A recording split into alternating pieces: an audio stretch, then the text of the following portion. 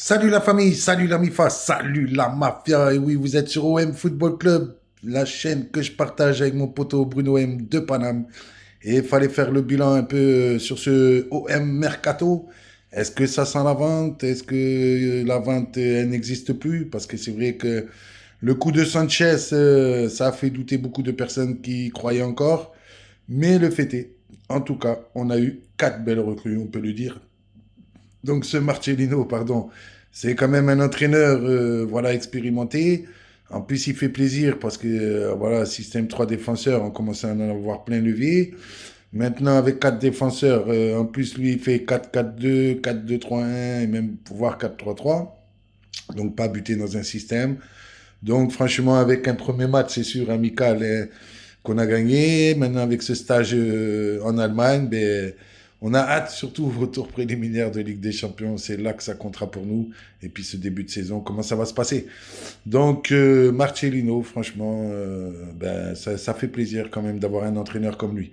Ensuite, vous savez qu'il y a eu Kondogbia. Kondogbia, franchement, c'est un très très bon milieu de terrain. On l'a déjà vu évoluer, on sait qu'il est très fort. Maintenant, on va voir comment il va être, dans quel état de forme aussi. Bon, pour l'instant, il a très bien commencé. Ensuite, et oui, Renan Lodi, ça c'était important. On n'avait pas de latéral gauche. Franchement, on galérait. Là, maintenant, on en a un bon. Et Aubameyang, et oui, j'en crois pas encore mes yeux. Aubameyang à l'Olympique de Marseille, un truc de fada. Franchement, c'est là où on se pose quand même maintenant à nouveau la question de la vente. Parce que l'année dernière, Longoria, il nous disait qu'il voulait pas qu'il y ait des écarts de salaire. En prenant Aubameyang dans son équipe, on a forcément un gros écart de salaire. C'est carrément le double. Donc, ça correspond pas à son discours de l'année passée.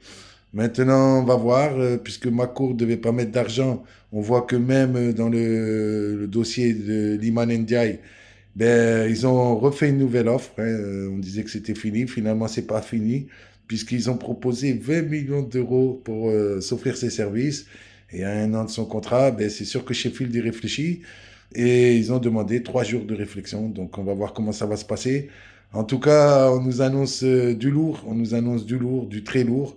On verra bien. En tout cas, une chose est sûre, hein, moi je vous le dis comme je le pense.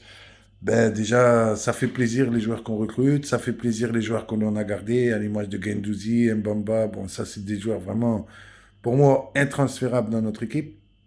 Et puis on ne sait jamais, Sanchez pourrait revenir. Donc peut-être lui aussi, il attend des choses. Il est peut-être au courant de choses que l'on ne sait pas. En tout cas, il a signé dans aucun club pour le moment. Donc on va voir un petit peu tout ça. Mais vraiment, vraiment, vraiment, ce que je veux, moi, c'est avoir une très belle équipe avec Arabie Saoudite ou sans Arabie Saoudite. On veut une très belle équipe. Et c'est vrai que Longoria, chaque saison, il nous fait plaisir. Chaque saison, on évolue. Donc ça, il faut lui reconnaître. Il fait aussi des conneries, hein. Il n'est pas parfait. Il y a des dossiers où, franchement, on est en travers la gorge. Mais bon, on va voir maintenant comment ça va se passer. Le mercato, de toute façon, maintenant, c'est pas des années à attendre. Là, on est en plein dedans. On est au mois de juillet, mois d'août, ça va venir vite. Et là, on va voir vraiment si notre OM rentre dans une autre dimension. En tout cas, bravo, bravo, bravo pour ces quatre belles recrues. Franchement, bravo Longoria, bravo Ribolta.